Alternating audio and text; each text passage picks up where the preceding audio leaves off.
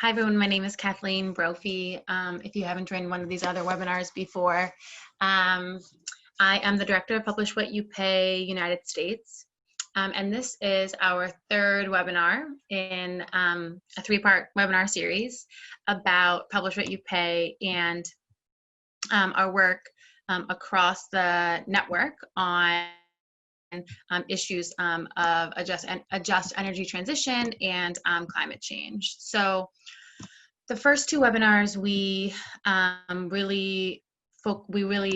a great kind of cohort of speakers, and we wanted to go through the concepts and the issues so that we were all, once we got to this point, which is more of the discussion point, we wanted to make sure in those two webinars that we were all speaking from the same base of knowledge. And we were all talking about the same things when we said energy transition or just transition or things like that. So, so the initial webinars, we had one on climate change and kind of the overview climate change, the policy landscape, global cooperation and kind of the context as of now. And then last week, we specifically got into the intersection of climate change and the extractive industries.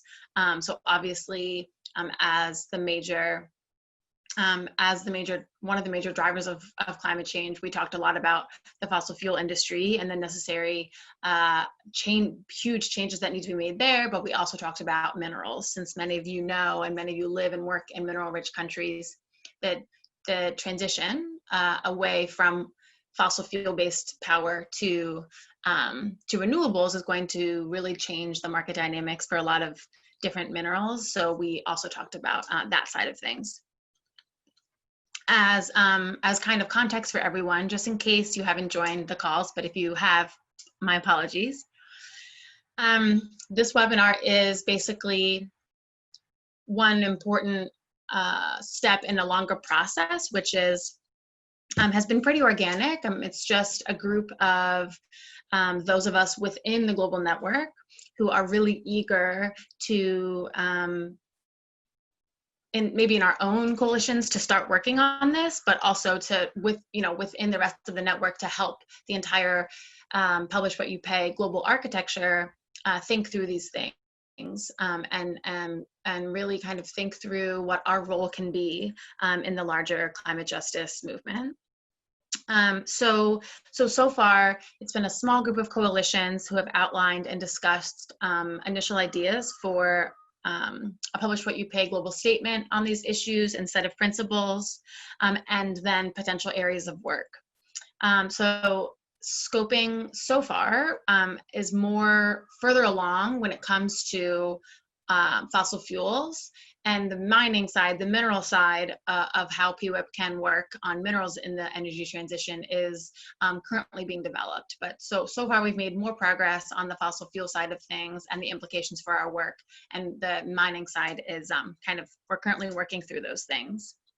The initial discussions have included a group, representatives from coalitions all over the world, from the Secretariat, member organizations, and then obviously after we did a lot of brainstorming and talking and consulting, we drafted the short summary brief that we sent around for everyone to basically read and digest and provide feedback, right? Because this is just a draft. It's just, I think it's easier for us to have a conversation about something, some ideas put forward that we can think through, talk through, decide we want to go different ways, or et cetera. But I think a draft is always really helpful to start that conversation. So that's what it is, and I hope people can see it as that. It's really just meant to serve the basis for these conversations and for this consultation, because we all have to own this. And we all have to believe in it. So that's the work now, is having those conversations, and that's what we hope to do today. So today is way more discussion. So those of you who don't maybe love hearing me talk, maybe you won't have to do that so much this time. Yeah, it'll be very interactive. We're going to hear from 3 speakers, and then who will touch on different areas of work that we go into in the brief.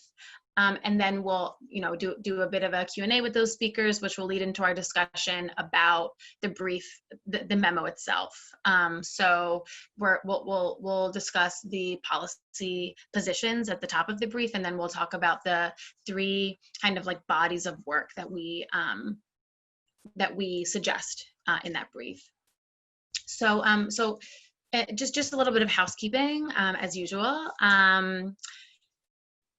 If you can use the Q&A function again to pose your questions to the speakers, that would be helpful so we can track that as they speak. And as usual, if someone has asked a question to the speakers that you like, you can upvote it by clicking the thumbs up, and so the moderator will see that that's a popular question.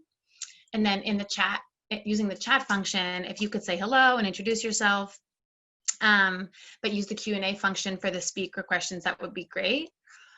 During the broad discussion, if you'd like to speak and provide feedback, if you could just raise your hand.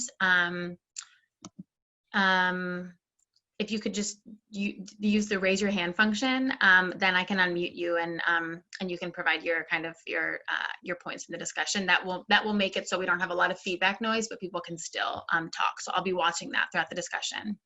But that's how people will be unmuted to talk. Lastly, I just wanted to say that following up from this, we'll have a survey. Not a super long one, but that is the way, like the more standardized way that we're trying to get feedback on this brief. And so I don't necessarily want today to be people to view today's discussion as the only way to provide feedback. Today's a discussion. Like today we talk through, we clarify, we bring up important points, but then the survey is really for you to like evaluate the brief and say, this is what I like, this is what I think needs more thinking, this sounds, et cetera, et cetera. Your feedback in the survey would be really helpful. Then we can track it. And then we have a way to make sure that in a bit of a more systematic way that we do figure out how to incorporate everyone's feedback, because like I said before, it's very important that this is a shared document and co-owned by all of us. Emily, you can chat me or WhatsApp me if I've forgotten anything important.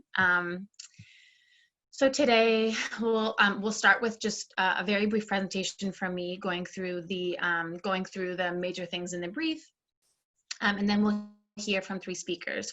First, we'll hear from Zorka Millen, a Global Witness, who's a Publish What You Pay U.S. member, and Zorka's a Publish What You Pay U.S. steering committee. Zorka's going to speak about the first bucket of work on corporate capture. So we're going to just give a brief kind of understanding of the situation in the U.S. and ways that our coalition in the U.S., a Western oil producing country, is thinking about shifting our work to address corporate capture. So these are just kind of like illustrative examples to help people understand some ways that some of these coalitions are thinking through biting off some of this work. We'll then hear from Chennai Mukumba from PWYP Zambia, CUTS, and the Global Council. Chennai is going to be talking about debt issues in Zambia and regionally in Southern Africa, linked to climate and the energy transition. And this gets into our second bucket of work on financing and economic justice. And then finally, we'll hear from Joyce Nyamakunda from Publish What You Pay Zimbabwe. And she's going to be discussing examples of energy transition and climate work that their coalition and their members are supporting, and what transparency is needed in this work, and what opportunities Joyce sees for Publish What You Pay in demanding different forms of transparency and different sorts of disclosure in the energy transition. Great. Okay, so I will kick it off. I did that. Okay, yeah. So here we go. I'm just going to share my screen. Everybody can see exactly how Zoom adept I am, or not. Okay.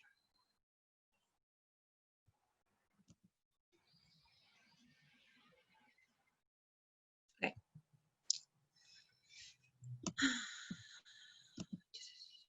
Okay. Thanks, everybody. So, great. Hope this works. Let me know if you're having any issues seeing my screen. I hope it works. Emily or another speaker, please speak up if there's a problem. So like I said, this is just a summary of the process to date on where this brief came from. Like it has been organic. And by that I mean, there is some coalitions in some countries I'll speak for myself, for coming in November to lead the US coalition. I have an urgent obligation to figure some of these things out because the US is, as many of you know, one of the most corrupt and increasingly most important fossil fuel producers in the world, given our plans for expansion. And so I have to like ask these questions to myself and my members now, like have these conversations, develop a new strategy, because in the US, we cannot work on extractives unless we are, because of the state of things, unless we are working on extractives in the energy transition. There's no other way about it. So that's how it started, is some coalitions, because of the current context, right? Some wealthy, high emitting countries, we felt like it was our obligation to lead this effort, since we feel that our countries need to transition first. So we kind of used, I mean, we didn't mean to, but we used this principle of differentiated obligations in our initial thinking, because we do feel like we need to start doing this work. We need to model what this could look like, because it doesn't make sense from a carbon bomb perspective if we're not, so the US, Canada, Australia, these countries who have these huge carbon bombs, who are planning to expand in ridiculous ways. We wanted to have these conversations among us, and then among other countries that are in a bit of a different position. So like I said, we've been brainstorming, drafting all kinds of things, writing a lot, having group discussions and bilateral discussions. Honestly, anybody who has ideas or wants to talk about this, we've been trying to get them on the phone to make sure from members, from allies, from experts that, what we're thinking about makes sense. Especially, we've been talking to folks who are doing this work now, some of our allies and friends who are kind of more squarely in the climate justice movement.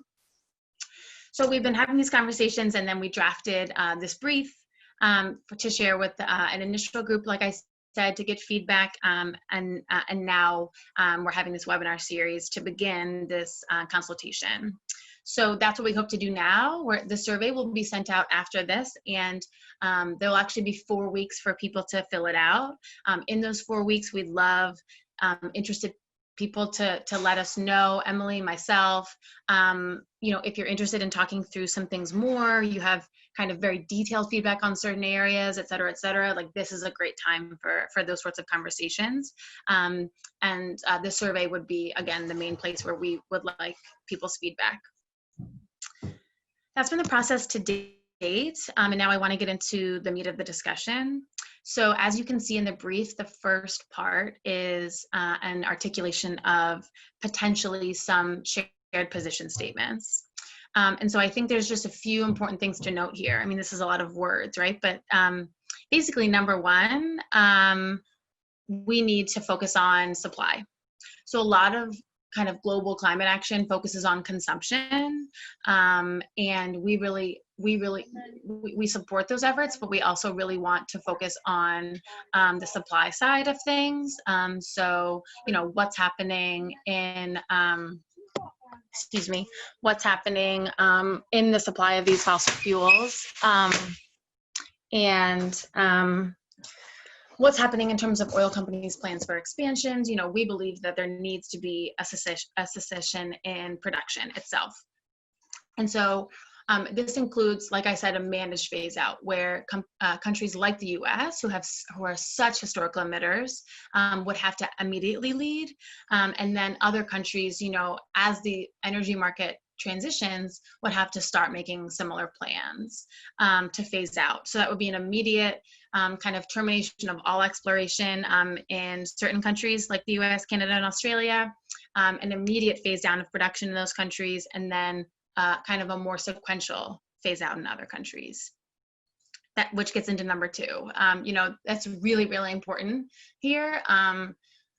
And And we kind of wholesale believe in that kind of tiered transition where the countries who are most responsible have to start, but who have also, produced for so long. So historical emitters and historical producers.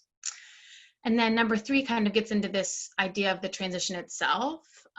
So, we need really good people-centered planning in this transition, because if you think about it, like we've seen, for instance, in some countries with the phase out of coal, the more dependent you are at the national level, regional level, and even down to the community level, the more vulnerable you are to basically an unplanned transition. And I think we're in a really interesting moment right now, because some countries, basically, this is an example of what happens in a chaotic and unplanned transition away from fossil fuels. And this one might be temporary, but as you've seen, this has highlighted the level of dependency of certain countries and the fact that they don't yet have backup plans or plans for alternative, sustainable kind of economic generation and also development, right? So we want people to be at the center of this, because as you might know,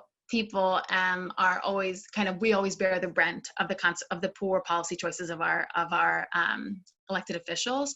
And so workers and communities, especially those who are closest to production and closest to the industry, that they are being prioritized, and the economic transition into more sustainable kind of productivity, that is the center of this. We don't want to be fighting for an end to, for instance, an end to fossil fuel production, and look at the workers and say, oh well, sorry for you, well, somebody else will figure out what that is. We want this work to be very paired together.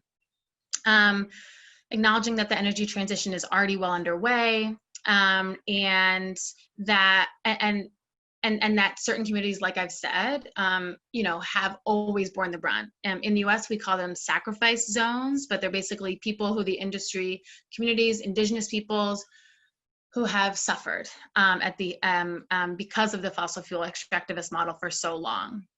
And so we also want those communities to be centered in this, and kind of to receive justice when it comes to the transition, and to make sure that this energy transition does better for those communities and doesn't replicate some of the worst ills of the fossil fuel industry.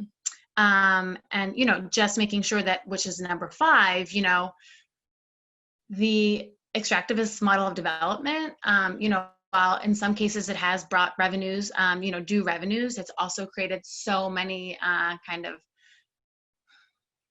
it's had huge consequence for many countries, many communities, drastic social and environmental impacts, and so we want to make sure, like I said, that if we are going to have a just transition, if it's going to be truly just, that means a transition away from some of the most violent elements of the fossil fuel extractivist model, and the extraction of minerals. We don't want big green to be the new big oil, right? We want them to change the model. We want communities to be treated differently.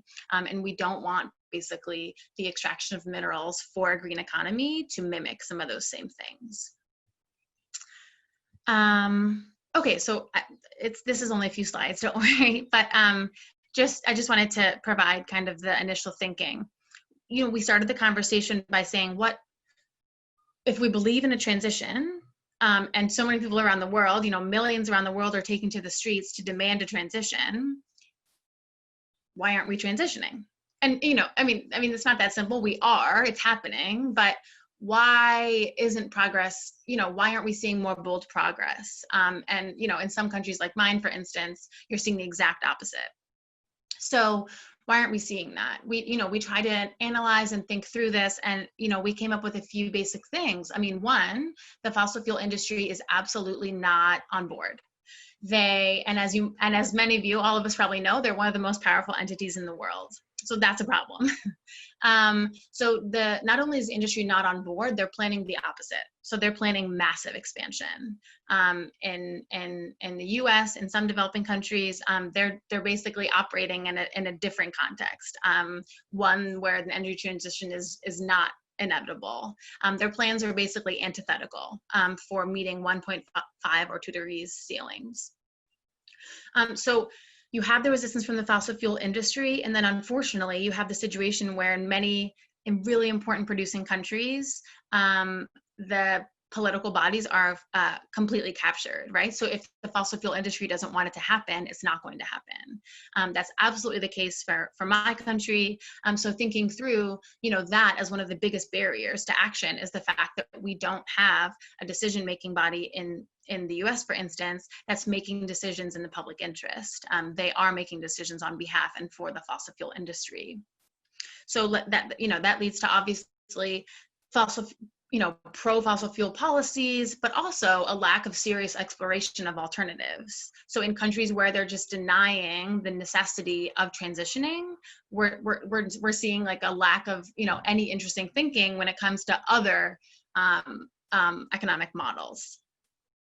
So what can we do about this situation? But specifically, what role can PWYP play? So we had to look at what are our areas of expertise and how do those things map onto the problem, and who else, what other organizations in the climate ecosystem, what are they working on and what are the gaps? So basically we can get to the situation where we try to understand what role can PWYP play by understanding the problem, understanding the actors who are already working on these things and where our potential niche could be given our strengths.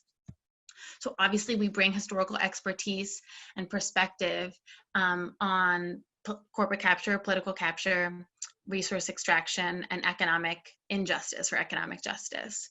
We specifically work at the intersection of those three things, which I think is why we're such an important movement in this time.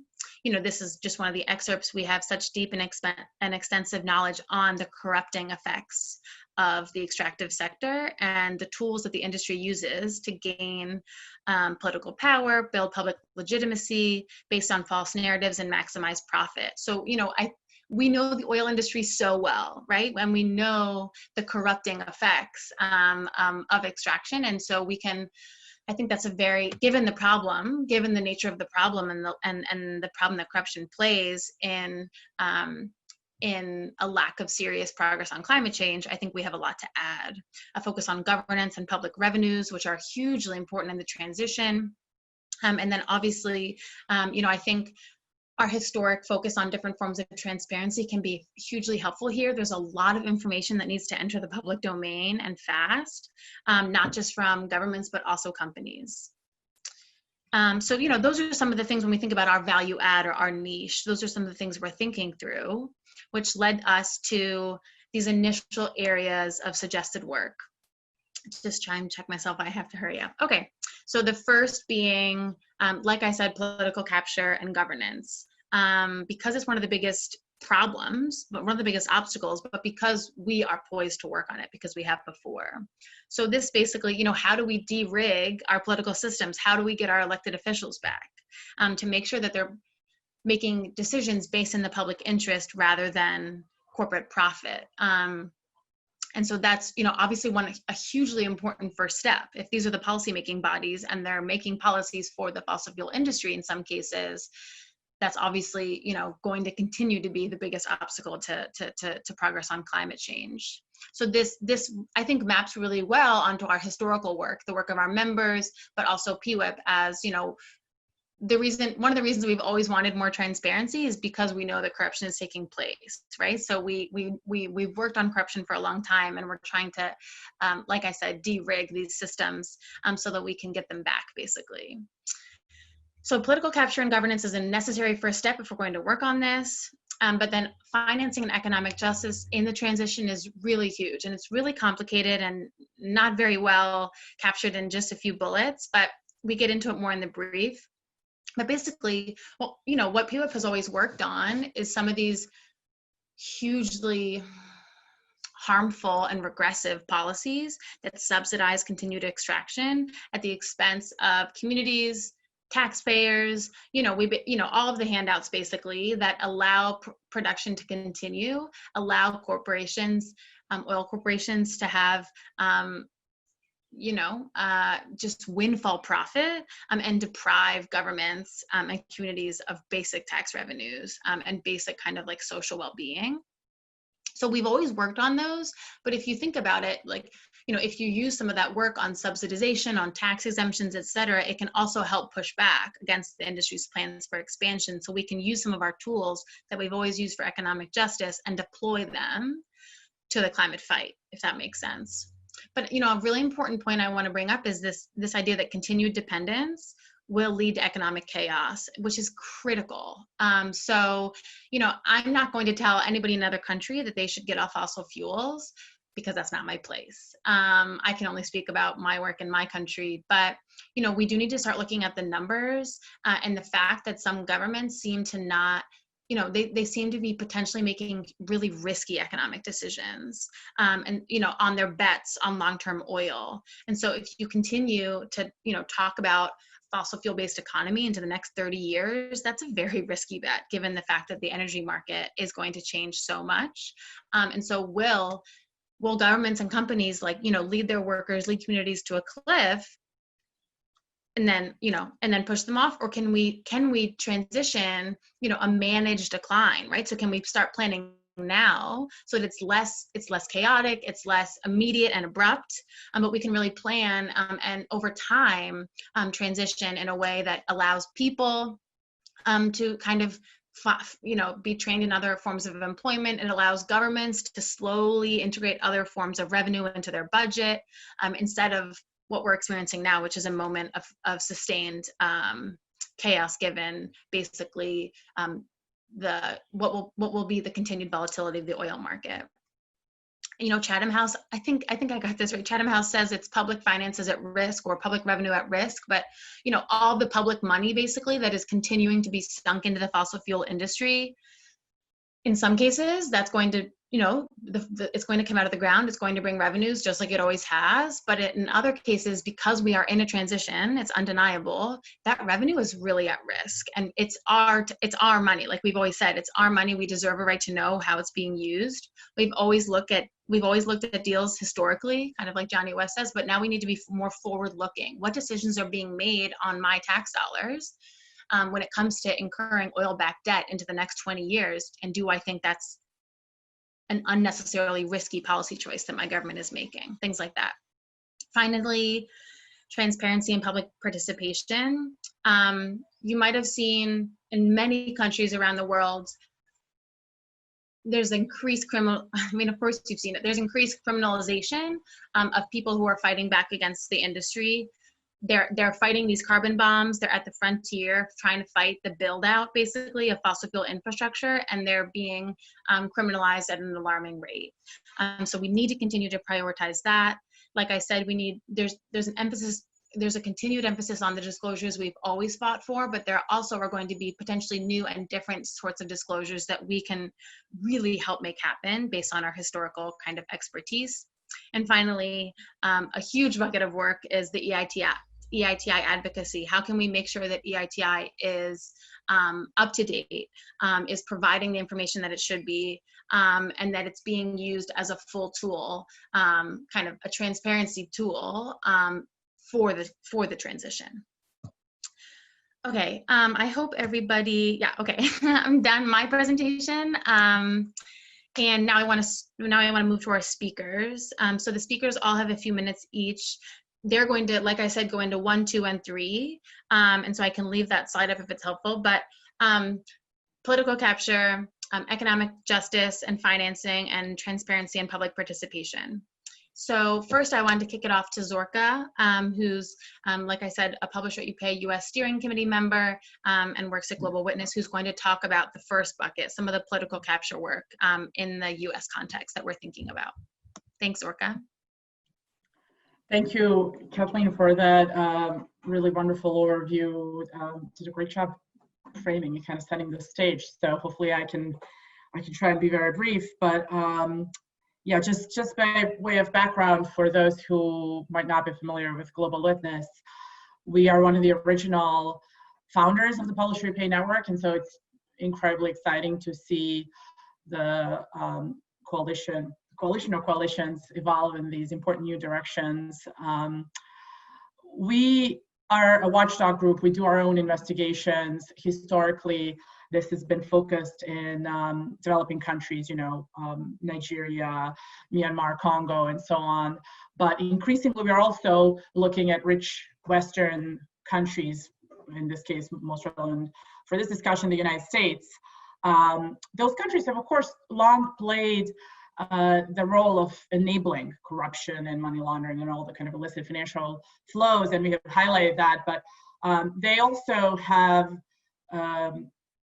problems associated with domestic, if you want to call it corruption. It's not corruption in the legal sense, of course. It takes this different form that Kathleen explained very well of corporate capture. So that, for me, what that encompasses in the US context is, conflicts of interest, officials who have interests associated with fossil fuels and make policy decisions that affect those companies.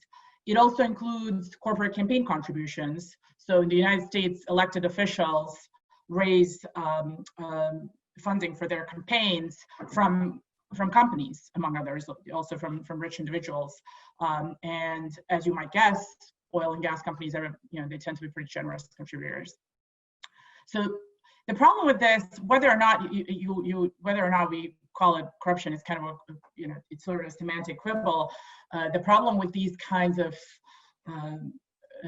behaviors is that they distort public policy making and kind of undermine the integrity of the system and the trust in the system. So they have the same kind of corrosive impact that corruption has. Besides this, there's another reason for us that we are increasingly focused on Western countries, the United States in particular, and it has to do with the climate transition, with the energy transition, with the climate crisis.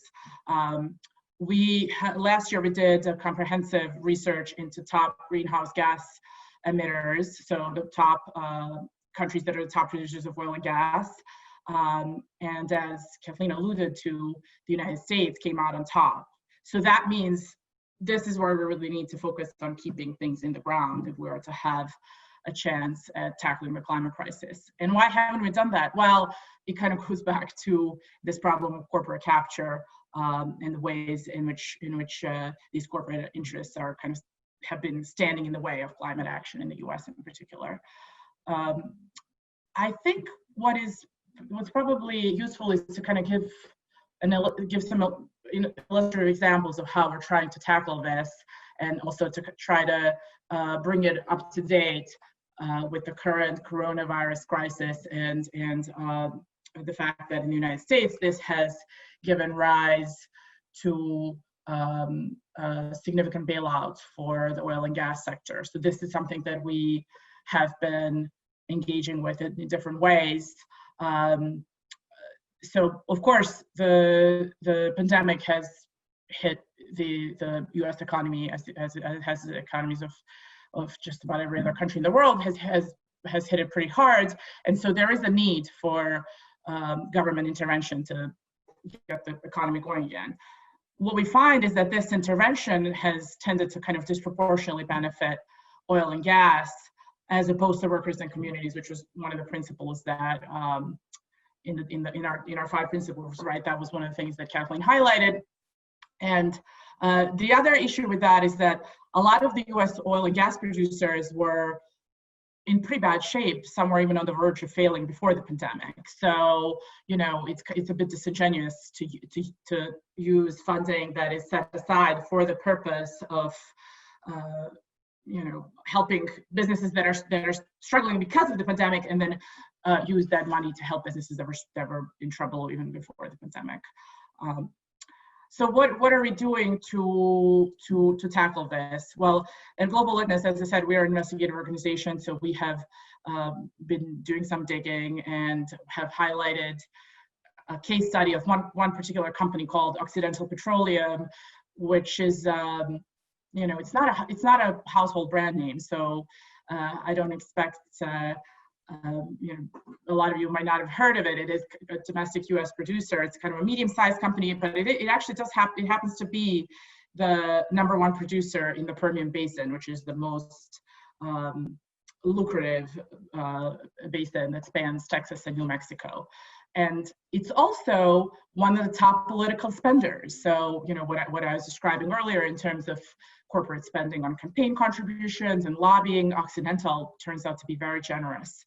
And so the question is, what do they get in return for all this spending? Well, we found that they've managed to convince the US Federal Reserve to make certain tweaks to eligibility criteria for one particular coronavirus-related program, such that Occidental was eligible to access those funds when, you know, initially they were not eligible.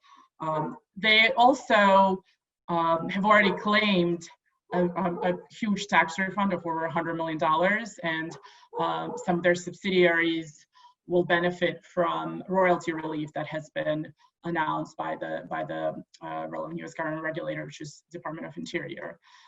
In addition to these investigative efforts, we have other members of our U.S. coalition who are doing advocacy work on these issues. So OXA in particular, I know I saw in the introductions that Daniel Millet from Oxfam America is here. So Oxfam has been talking to their contacts in Congress to try to convince them to pass a bill that would put a stop to these kinds of fossil fuel bailouts, which is called the Rewind Act. We also are fortunate that we have in our ranks experts, in our coalition ranks, we have some major experts on government oversight, organization called Project on Government Oversight. So they've been an amazing resource. So it's all kind of very complementary, and we're all trying to use our different strengths to address this problem of fossil fuel bailouts, which is the current crisis. And it's all, with a view to later on developing kind of a more long-term strategy, which is still a work in progress. So I'll stop there. I hope that was a sufficiently informative brief, and I'm of course happy to answer any other questions. Thanks so much, Zorka. Yeah, providing a readout on fossil fuel related corruption in the United States in 3 minutes or 4 minutes. So that was a feat. Yeah. Many books written on that.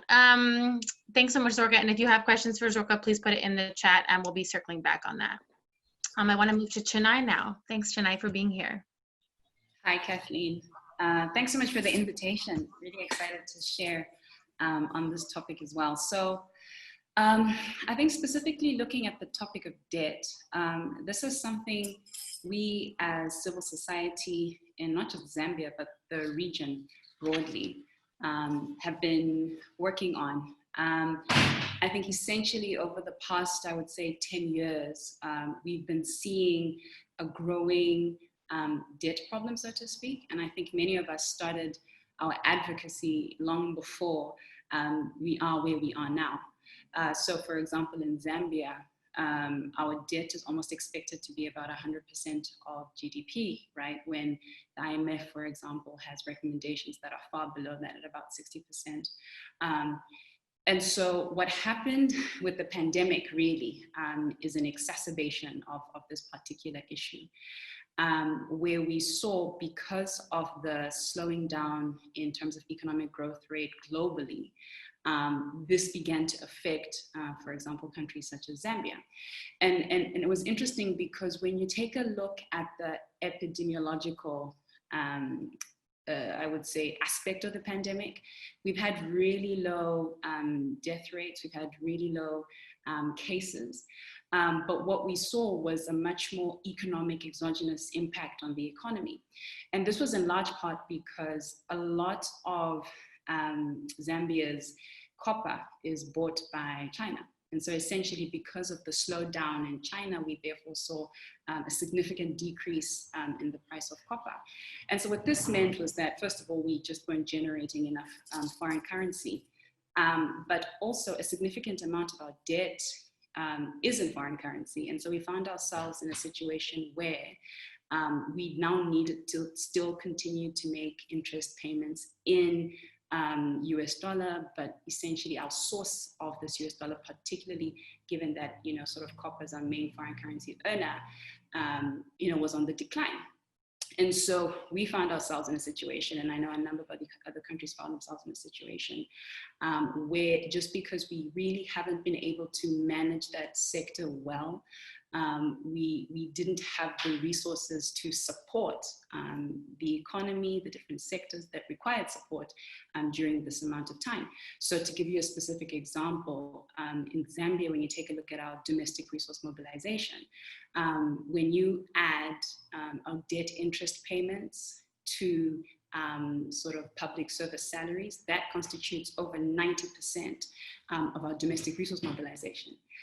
Leaving everything else, and so I'm talking all key economic sectors, all key social sectors, with less than 10% in terms of revenue that's being generated domestically.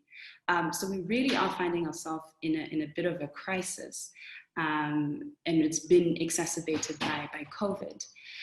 So the debt situation in terms of how it's affecting the extractive sector is obviously very different depending on countries, but I know something that's also become a really big issue in the region is particularly those countries that have significant oil reserves. So for example, Nigeria, just because of what happened globally, had to relook at their national budget. But also, I think when you, in order to respond to your presentation, Kathleen, a significant number of countries in the region that have had oil-backed debts, I think, are finding themselves in a situation now where, even if you take a look at what happened with COVID, but also in light of sort of the energy transition situation, they may not actually be in a position to live up to their commitments, which speaks to an impending problem. But I think, when talking about the energy transition, I think something that also needs to be taken into consideration, and interestingly enough, was the theme for the alternative mining endeavor that we had towards last year, was sort of what is Africa's response to that, right? Kathleen, like you rightly noted, I think a significant amount of usage, and so really who should be directing the conversation should be the global north, right? But where does that leave the global south? And it was interesting to hear really divergent views from different participants from the meeting, right? That really we should also be seizing in terms of our extractives to see to the extent to which we can also start to transition in the direction that you were speaking to. But I think the implications of a transition that sort of halts extractives, particularly on communities, also needs to be taken into consideration, particularly when there's a community that is almost wholly dependent on that. For example, in Zambia, that mining activity, right? So also trying to keep in mind the sort of implications that they would suffer, right? Should, for example, there be complete cessation of particular extractive activities. But also, having said that, I think as we look at the sort of energy transition conversation, I think even as we start to head that way, cobalt, for example, is a very key mineral that essentially is supposed to facilitate that process. And here, the DRC has about 70% of those deposits, and Zambia has a significant amount as well. So even conversations around, as we move towards the sort of energy transition, there potentially, and there will be, I think, an increased need for, for certain extractors to facilitate and support that process. And so what does that mean for the countries that have significant deposits, right, of those minerals?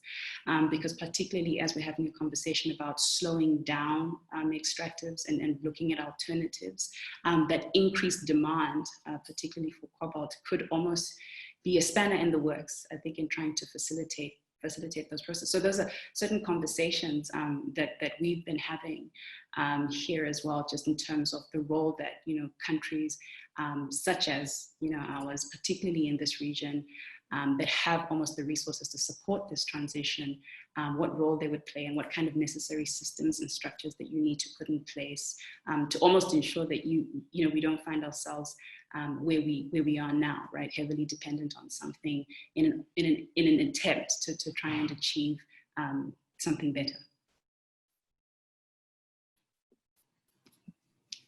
Thanks so much, Shania. It's very complicated and you perfectly articulated it. Yeah, I mean, sometimes I think that debt kind of like gets away, right? So it's easy to critique spending decisions, but debt is like basically a future spending decision. And so, you know, the government not being able to spend money on public services because it's repaying debt.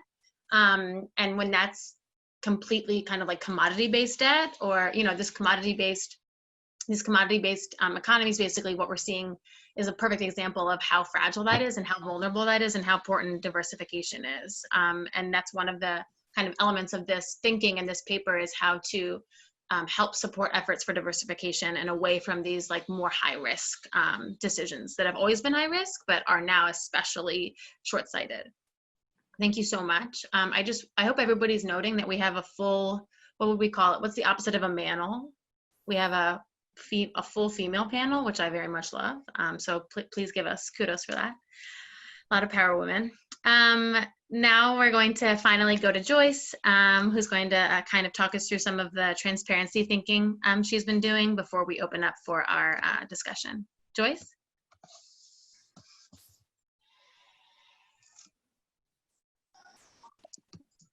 Thank you, Emily.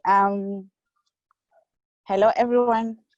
So I'll just share briefly of the kind of work the coalition members have been doing in Zimbabwe, and what opportunities are there as well for Publish What You Pay. So in Zimbabwe, we have the draft bill of the climate change, which is yet to be passed by Parliament. So we had the civil society organizations participating, including like ZELA, CNRG, and that this law will ensure coordinated climate action in the country, which is currently clustered. And one of our civil society organizations, who is a member of Publish What You Pay, is also a member of the Zimbabwe Climate Change Working Group, which consists of government, CSOs, and private sector. So we have also, they've also been pushing for, you know, reforms of processes, policies through this working group. And apparently another action as well that has been done, I think we are all aware, I don't know, okay, I'll just say briefly, there's been the Sengwa project, which is about to take off in Zimbabwe, which is a coal-powered power station. And recently there have been some mixed feelings and also, you know, some noise about it, about how efficient this is, and also if it is the right project, considering the kind of fuel, I mean, the fossil fuels that, I mean, the type of project which causes the negative impacts, which is not really of a positive to the community because of the negatives, because of the kind of energy that will be used for that coal power plant. So basically, there are some write-ups, some research, and also some position papers that have been produced with regards to this. And litigation as well is underway.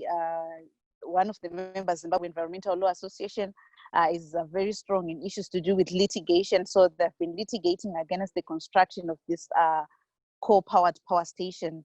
And also the evidence-based research that has been also being undertaken, looking at the socio-economic, political, and environmental factors, which is informing the litigation strategy which the organization is pursuing.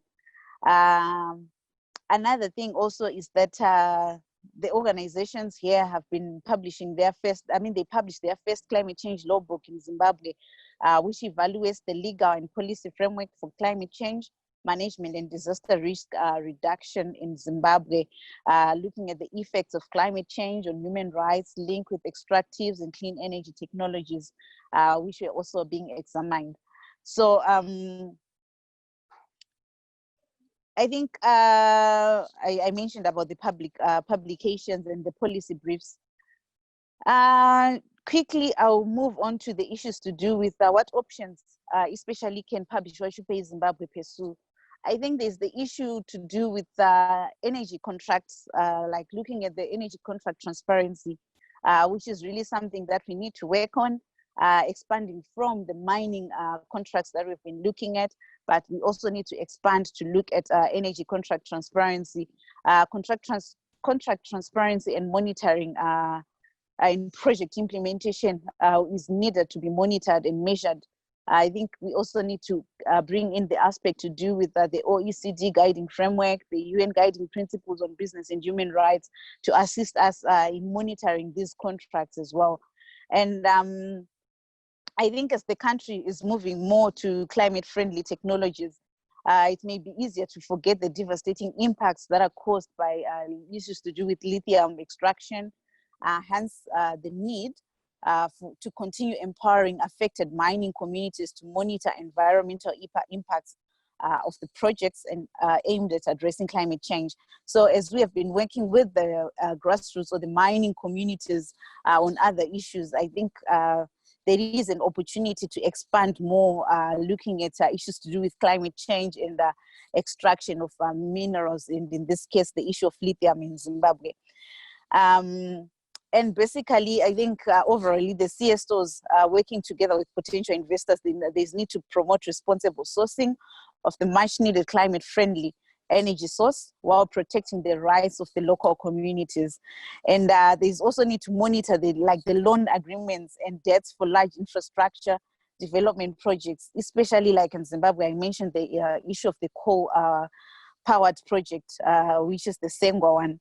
And there's also need for engagement of mining companies to disclose their emissions in their reports so that major polluters can be liable. And on this, we can also link to the issue to do with EITI, where these also issues are explored. Recently, the government issued, right here in Zimbabwe, they issued the beneficial disclosure or beneficial ownership register.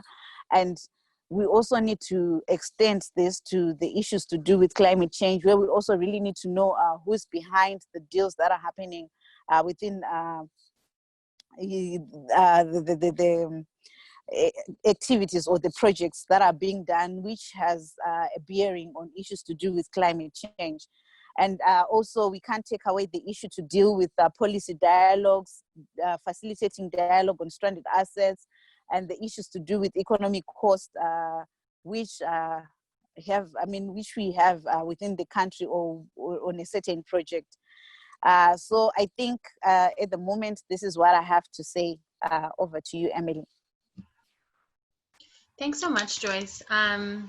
Really helpful to think about some of the projects you're working on and some of the areas of disclosure that are key, either disclosure that we've always fought for or maybe new areas. So thank you, that's so helpful. I mean, what we wanted to do with these speakers is to show everybody, like, you know, we've talked for so long about publish what you pay action on climate change, and we just want people to start understanding what exactly that work could look like at the detailed level. Like, what do we mean? What are we talking about?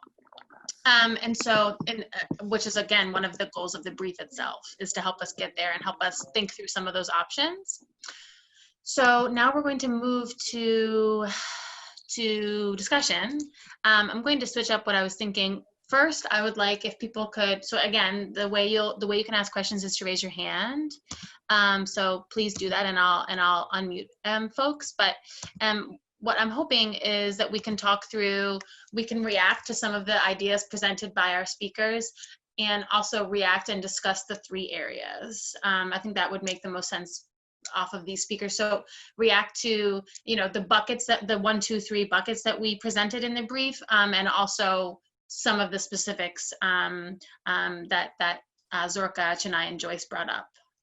So we'll start there with the 3 areas of work, and then we'll transition into the principal position statements. Okay, I see Miles first, so I'll do Miles, and then if you have a question, just please raise your hand and I'll add you to the queue. Miles, I think you are. Yeah, can you hear me? Yes. Kathleen, I'd like to thank you all for a really well prepared and really informative and helpful hour, and the written paper as well. I think it's very, very good. I won't be able to stay for very much longer, so the main point I would like to make is this. the potential areas of engagement are enormous and varied, and every country has its different context, and the UK context is certainly very different than the US and Canada, for example. We have a fossil fuel sector very much in decline. Where I think that the paper gives us a good opportunity to start is the 5 kind of key position points for a statement on page 1, which I find very similar to those that in an oil change blog that was circulated on the energy transition list from Oil Change International, sort of 5 key ways of doing the fossil fuel transition, the energy transition fairly, and there's a lot of overlap between them. And what I think we don't know yet is where, or in a lot of cases, I mean, maybe it's clearer for those of you in the US, where we're going to find particular traction in our own countries and our own contexts for making progress. Not every country represented probably on this call is subject to fossil fuel industry capture, although, I mean, in the UK, the finance industry has more or less captured the government rather than the fossil fuel industry.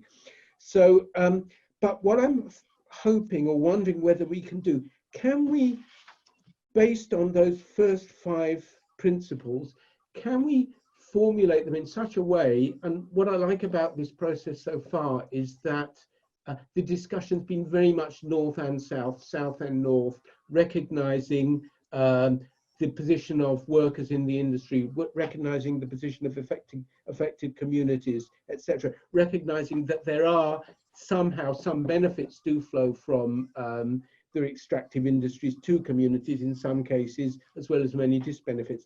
So can we agree a set of principles that we can all sign up to across Publish What You Pay, and then each of us in our own way, working in our different country coalitions, regional coalitions, global council, in different contexts, see how we can begin to use these to prize open the debate? Because at the moment, Publish What You Pay itself doesn't really have a position. It hasn't got anything to say about the climate crisis, and we desperately need it. So I think if we got a set of principles that everybody felt represented where they're coming from equally, we could then begin testing them out. And for example, in the UK EITI, the first thing that I could do is take them to the UK EITI MSG and say, here's a position, here's a statement about how a feasible energy transition could happen. What do other members of the MSG think? Will industry and government sign up to it? Put it on the UK EITI website. That's already a degree of progress that I think would help a lot. So this is my proposal, and I'm not going to be able to say very much more, but obviously I'll be very interested in the notes of the call. Can we arrive at a common set of principles that represent us all, and then begin testing them out with different audiences in different environments and see what openings we can create with them? Doesn't prevent other strategies as well. Thanks. Great. Thanks, Miles. Yeah, I mean, so what you bring up is very key. So that there's the principle, so that we can kind of, in the spaces where possible, we can progress those sorts of statements, like the need for supply side decline, immediate supply side decline, so things like that.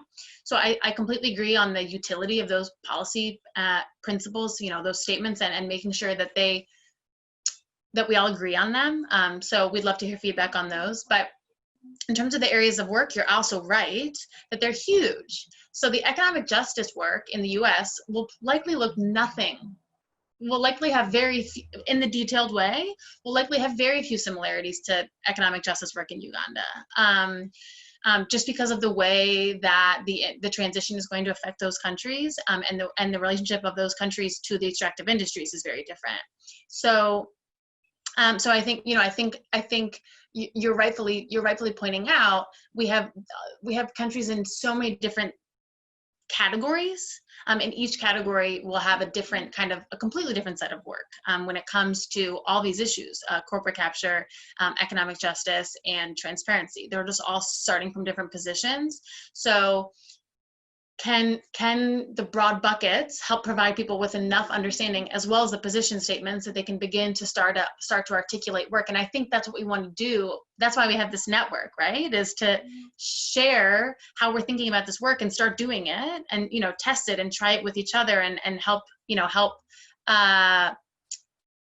provide guidance to each other on what this work could look like. But you're absolutely right. They're huge, and it requires a lot from that paragraph and that brief. That doesn't give you enough to understand what it would mean to work on it. That there's a long road to actually getting a detailed strategy for an individual coalition on economic justice in the transition, for instance. So in terms of the questions I want people to be thinking through as you respond when it comes to the areas of work, are these bold enough? Is there room to, where could we strengthen them? Is there room to strengthen? Is there anything you disagree with that you think could be improved? And are they relevant to your context? And why or why not? So those are some of the kind of specific things I'm hoping people can respond to in this discussion. So can somebody else raise their hand, and I'll be happy to unmute you.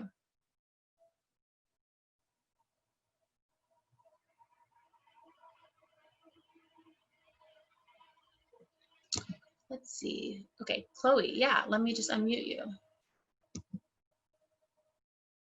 Thanks, Chloe. I think you're unmuted.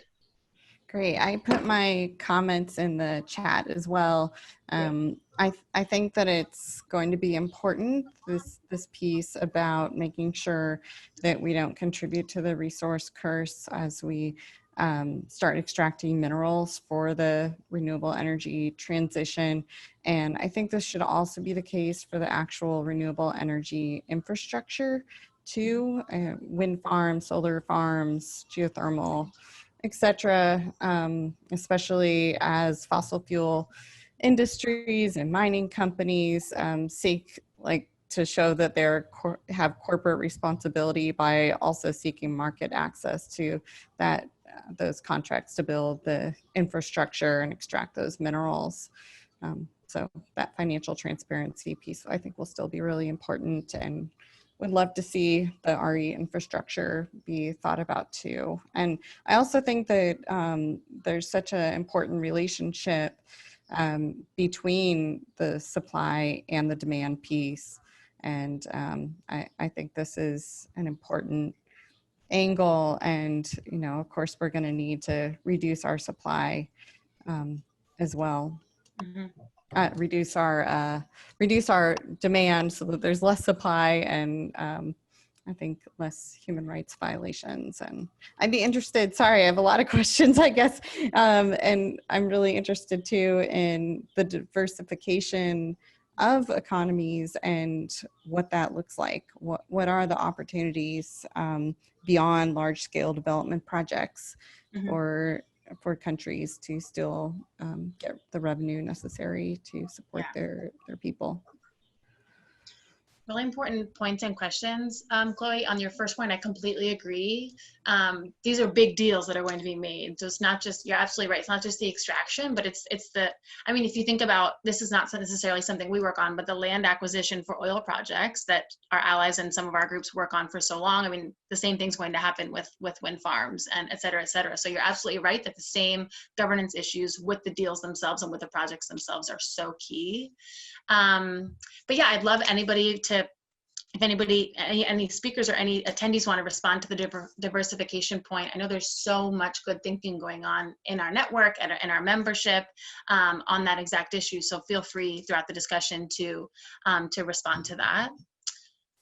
Okay, more hands raised, please. That is a request from me. I'm looking for more feedback, just like folks have already provided, when it comes to how do these sit with you? Are they bold enough? Are they relevant to you? Are they not relevant? That's really important to hear. And any kind of thoughts or questions you have on the buckets of work before we move to the principles.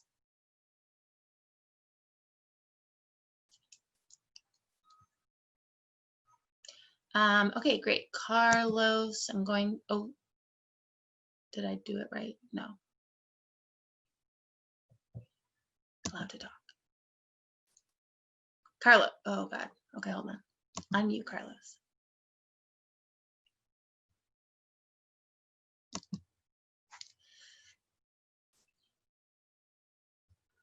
Okay, Carlos. Yeah, we can hear you. Okay.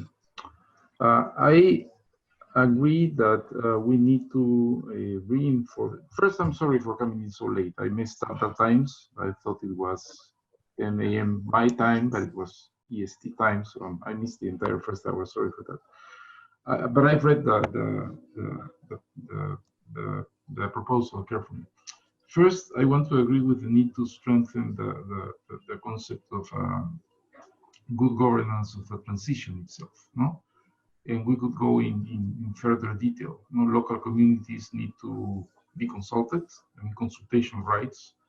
Local governments need to participate in decision making. Local communities need to be part of the business model. No? We must not allow or just be silent in face of a situation in which the same business model. No? International bidding process, large international corporate company wins the bidding process and suddenly shows up in the local stuff, like hopefully maybe get a job. And this is very capital intensive, so maybe it's not as labor intensive as coal, for example. So I think we can be more granular regarding what does it mean to fight for good governance in the energy transition as such. No? And then there are two ideas that I have. One could be converted into a specific area of work, and the other one, I don't know. But the two ideas are, I think that we need to incorporate in the agenda the fight for an international binding financial agreement, as Piketty proposed around COP25 in Paris, or COP20 in Paris, and has been discussed also in the latest UNDP report on human development. No? I mean, where is the money coming from? No? And I think there's a very general mention about the responsibility of historical contributors and contemporary contributors, meaning US, Europe, and China, right? But they're mentioned as responsible in terms of leading the transition, in terms of their own mitigation commitments. They should produce and consume less, but they should also fund less developed countries who have not contributed anything to this problem and now are paying the price, because they are the worst hit by global warming and they cannot exploit their fossil fuels, their resources. So I think that's a big thing that I found absent in the draft. And the second idea is that all the stress is placed on mitigation, which is of course absolutely important. No, I'm not challenging that, but some kind of mention to adaptation as well. While you get rid of fossil fuels, the poor in the poorer countries are the ones that are being hurt. No. And they need to survive. I mean, you cannot say, okay, just wait, and maybe eventually 30 years, it will be a better situation. No? And these are the same guys that are going to be hurt when you close down an oil or a coal industry and not replace it with anything, which brings about the point about economic diversification.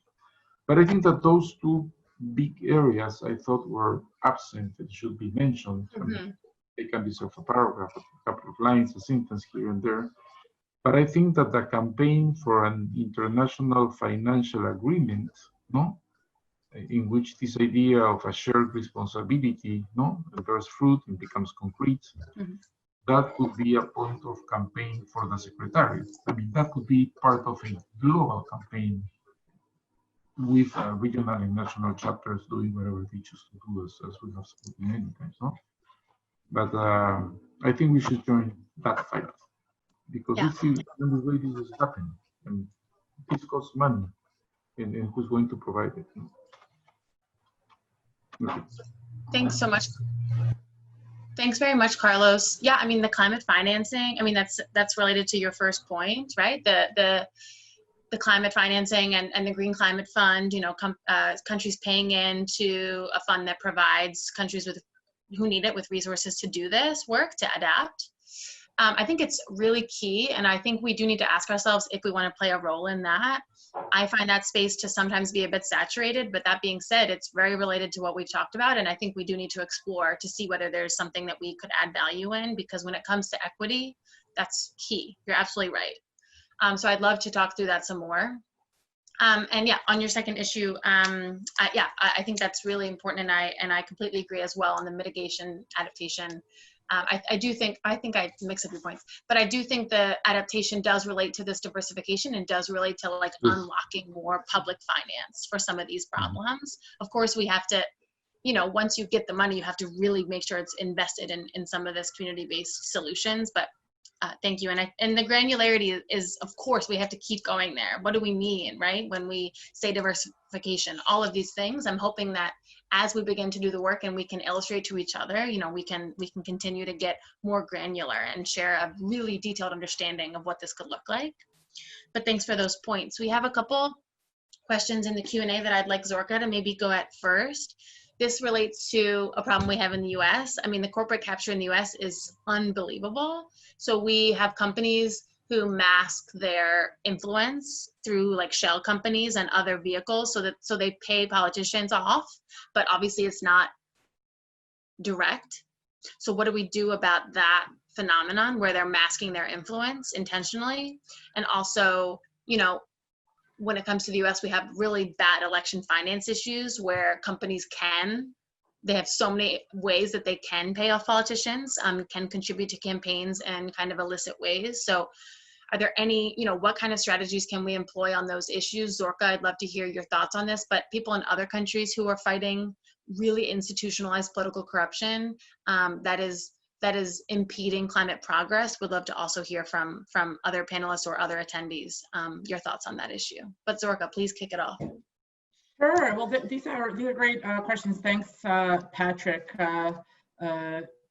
Patrick is a U.S. lawyer working at Earth Rights, which is also PWYP U.S. member. So it's kind of a two-part question. So to take the first part first, around trade groups. I mean, it's true that whether we're talking about Exxon, Chevron, or Occidental, they exert their influence through industry associations. In the U.S., notably a big and powerful player is the American Petroleum Institute, which we know all too well from tussling with them over Section 1504 for many years in courts and in Congress. So we're certainly no strangers to how to deal with that kind of pernicious influence. As Patrick alluded to in his questions, there is not enough transparency in terms of how these groups operate, and there are legislative solutions to that problem. It's more transparency is always good. We're also not there's no reason to wait for Congress to solve the problem. There's been a lot of investor engagement and activism on these issues with shareholder resolutions that are proposed, including at big oil companies, but it's not limited to big oil. But at Chevron and other companies, there have been resolutions that would require them to be more specific about the money that they spend on these kinds of lobby groups, or even to actually withdraw from certain lobby groups whose positions on climate are at odds with what was agreed in Paris. So there's certainly a lot of energy, both in terms of the legislative advocacy as well as the shareholder advocacy. On your second question, in terms of campaign finance, in the U.S. it's tricky because we have this decision that the Supreme Court decision that many of you heard the buzzword of Citizens United, and it kind of gives corporations unfettered freedom to make campaign contributions, as I explained earlier. So because it is at the level of a constitutional decision, it's not going to be possible to solve through legislation, and eventually it would require a constitutional amendment to address that issue. But again, as with the first the first part of my answer, I would also kind of underscore that it's not something that we have to kind of sit and wait around for. I personally, I have to representing global witness, we think that there's value in being a thorn in their eye and exposing and naming and shaming, and continuing to do that in order to create momentum for these reforms, and also to continue to kind of chip away through legislation at the state level. When it comes to campaign finance, there's certainly a big push in a number of U.S. states to do that. So there are definitely opportunities. It's not all bleak, but I would also be very curious to hear from any of the other panelists in terms of like what this might look like in their countries, because I'm sure it's very different from the U.S.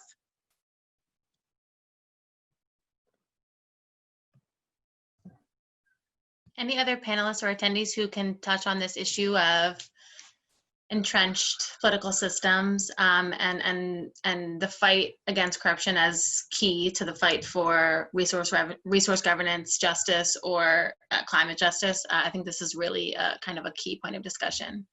Does anybody want to raise their hand and contribute to that? Or you could add in another question.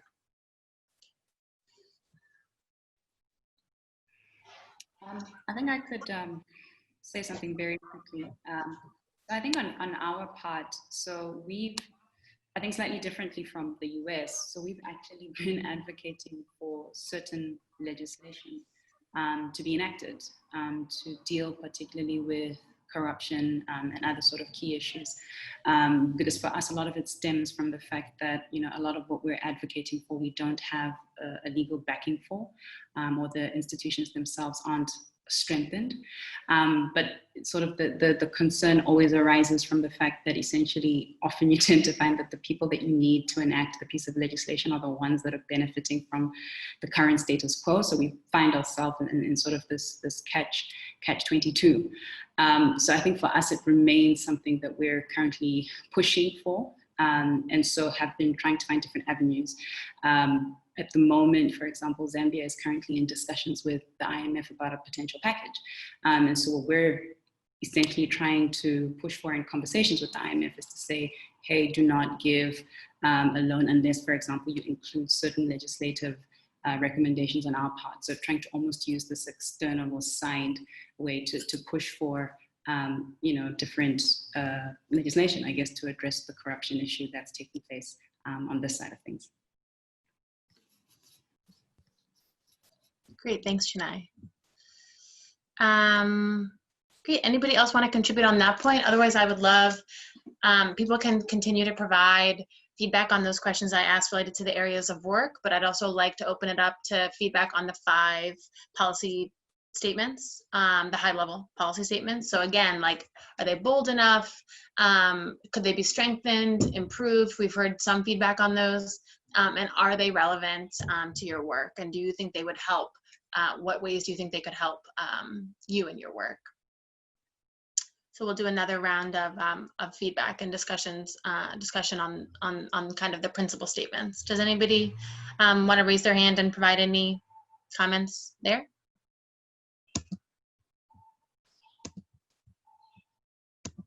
Everybody's shy today.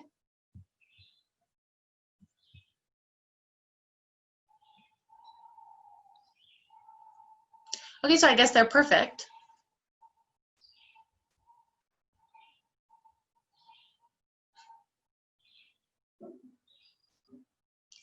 Thank you, Gloria. Let's see. I'll unmute Gloria. Okay, Gloria. Oh, did I do it wrong?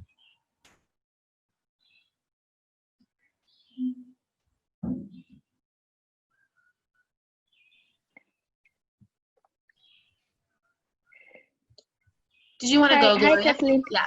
Yes, I did. But I was going to ask you just to repeat the question because I missed it a bit. I lost my connection. And then I just had a brief contribution as well. I think more in general. Thank you so much, Chennai and Zoka, and you, Kathleen, for your presentations. I think it really brings it down to into a nutshell to then say, how do we move forward? I think one of the key challenges that I was looking at still remains that in terms of on the African side that we should definitely consider the resistance that we'll face. I was just thinking of Joyce's presentation on how, for example, Zimbabwe is already embarking on a project. So there's a lot of economic expectations for a lot of African countries from the sector, including Malawi, which is actually reforming the entire legislative framework on petroleum and then oil and gas. So that already shows the level of investment in the sector and expectations. So I think it's just to factor that in to realize that we will face quite a bit of resistance. Also, I think my general interaction with government officials has been to say, why is CSO resisting this new development? Why are we resisting the progression economically that will come with the oil and gas and fossil fuels? And I think that will be the key argument that we will face, and it will really have an impact in terms of the civic space. So I just thought that that's something we should have on the back of our minds, because even for us in Malawi, I'm already actually feeling the tension, even thinking of engaging with government officials and the relevant stakeholders on how to progress. You can already feel the resistance in that they don't even want to engage in this conversation. So I think it will require us to invest in quite a lot of research and evidence, providing evidence, and therefore that will also mean working together to bring together all those experiences into tangible evidence that we can present to inform that decision making. Otherwise, we may have a challenge speaking in the abstract terms of the perceived benefits of moving away from fossil fuels. Thank you. Yeah, I'd love folks to have yeah, Chinai, I'd love you to provide some feedback on that. One thing I'll just say is that you're completely right. This is not going to be easy. And there's going to be a lot of resistance. And one thing I would say is, did I just lose my train of thought? One thing I would say is, oh, right. I think we increasingly have, and we need to conduct the research and the analysis to prove that being pro transition is pro economic development. Like, we need to be able to make that argument, which is what somebody brought up before. Like, we can't just fight these projects. We need to fight these projects and come in with information that says, like, we have alternatives and they're going to be safer and they're going to provide more jobs, better jobs for the longer term.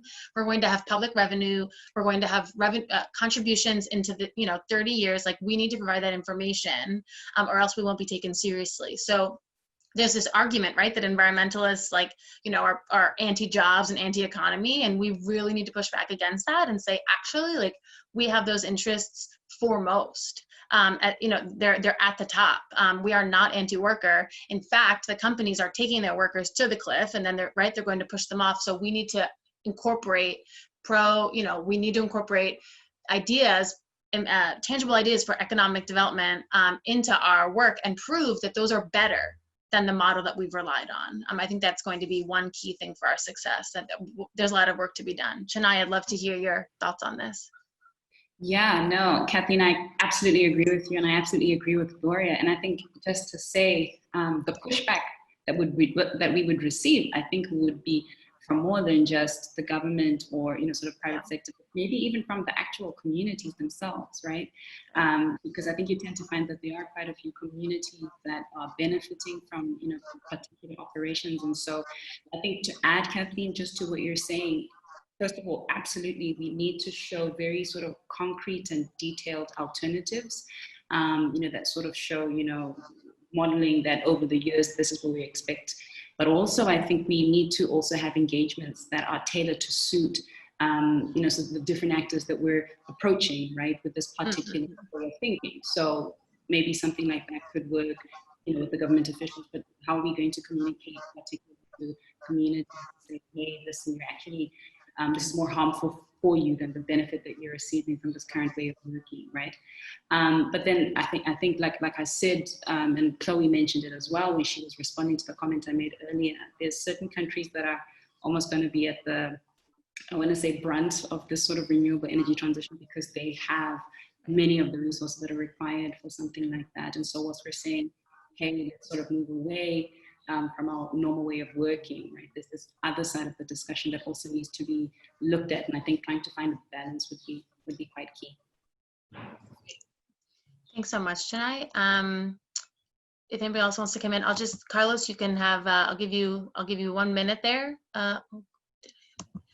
Okay, yeah. Please go ahead before I wrap us up, Carlos.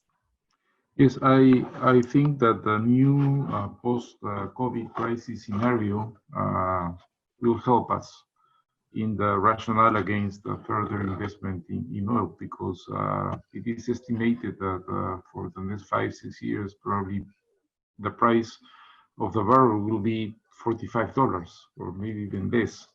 And with that kind of price, a lot of projects are just not economically feasible and will demand subsidies in a situation in which governments are strapped for cash, are taking increasing debt, no, because they have undergone facing a recession, no fiscal incomes, and there will be a fight for public resources, and it makes no sense to continue subsidizing. No? So one, let's say, positive outcome of this horrendous crisis is that I think it has moved the clock, no, forward, no, in an accelerated way, and is creating a situation in which a lot of the oil projects are just not feasible from a commercial point of view. Forget about global warming and ethics and Right. morals and convictions, no? So, but we need to do the numbers. In the Amazon basin in Peru, almost 50% of the projects, they need to be subsidized to go ahead. And people are saying, listen, we need to invest in health, not in subsidizing these guys.